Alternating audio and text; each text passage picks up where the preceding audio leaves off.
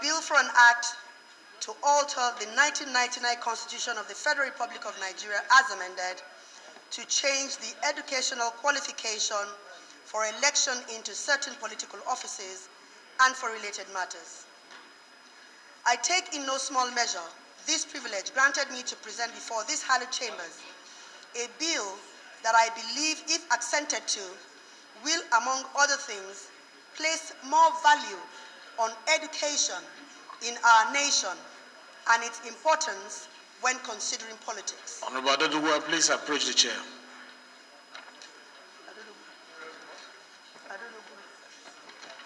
Mr. Speaker, honorable colleagues, this is not a bill targeted at stifling the interest of Nigerians in politics.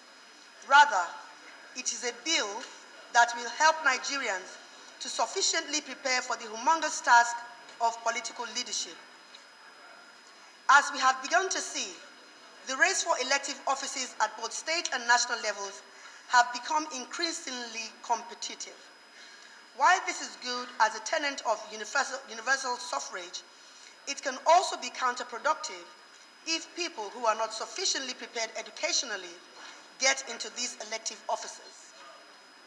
Honorable colleagues, all the political offices affected by this amendment are very strategic in their own right. The state legislators are important for making laws to govern the state in the interest of the people. The office of the governor is the highest political office in the state.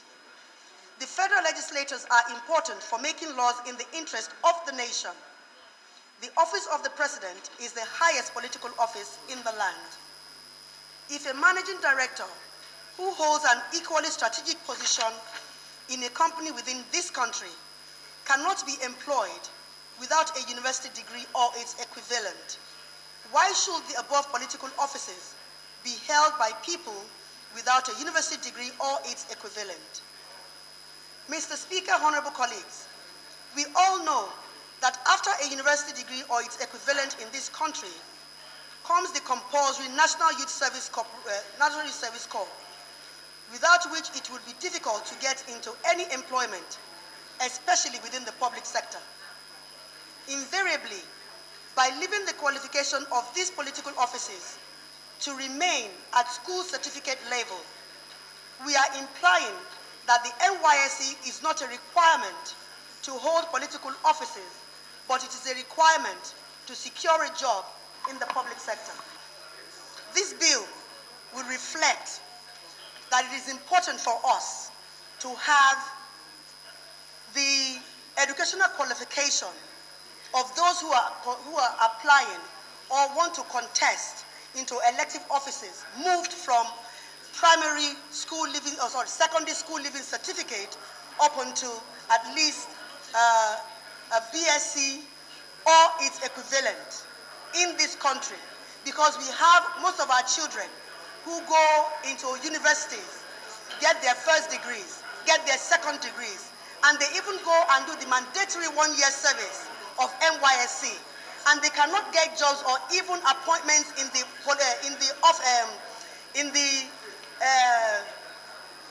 Nigeria, in any offices or in any agency or department or ministry without having served their country.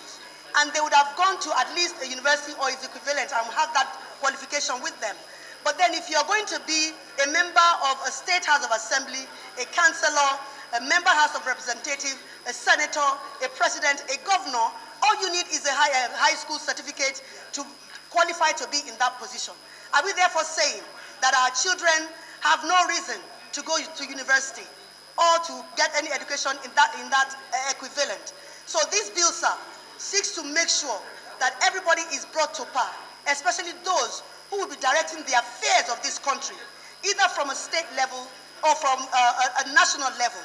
That is what this bill seeks to address, Mr. Speaker.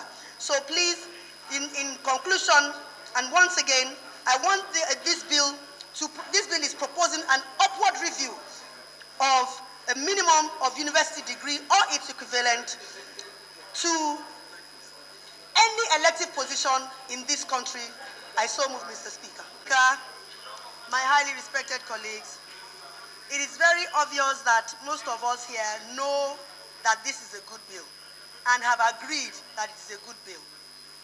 Either for want of playing to the gallery or for want of what their constituents would use as an opportunity to revote them the next time.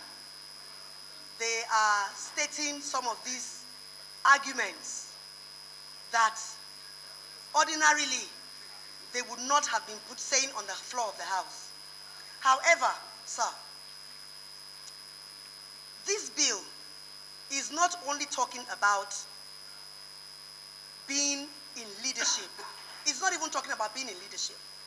It's talking about the qualification that you need or should have to contest for elective positions.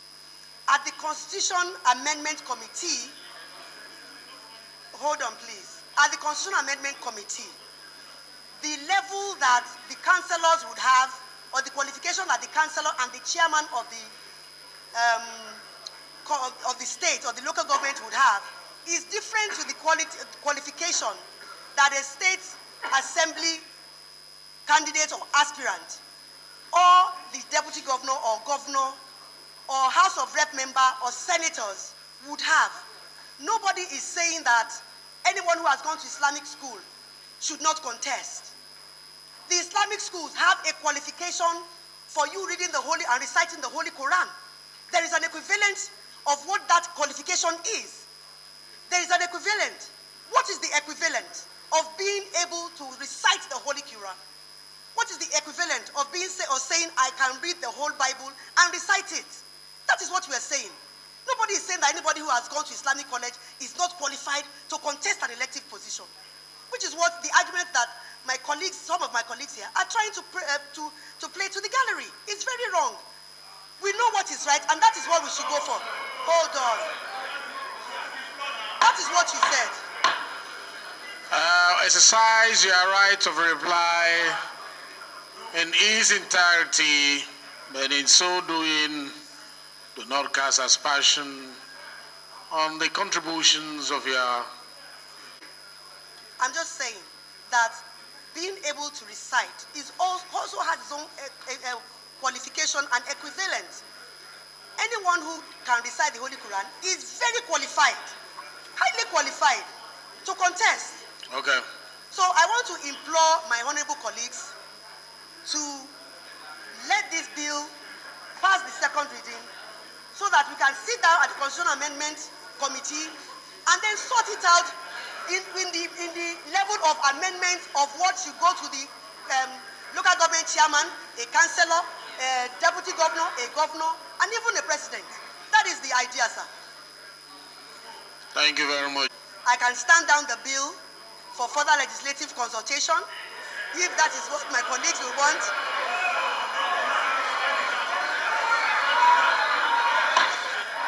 What else? This is not a marketplace.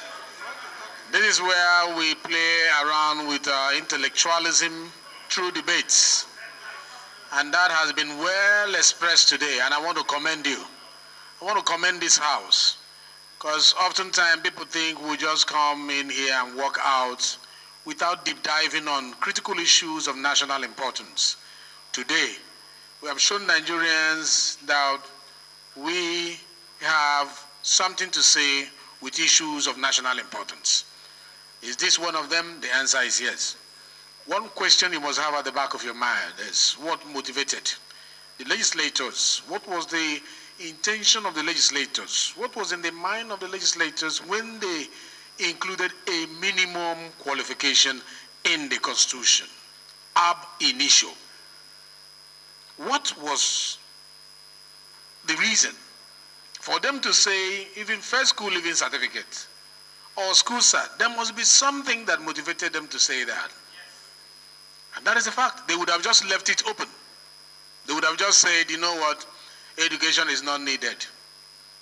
It's come one, come all.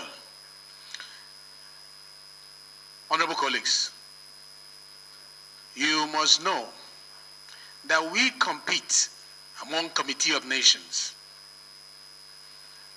not just within Nigeria. Our policies are pruned through the eyes of those who are like us outside the country.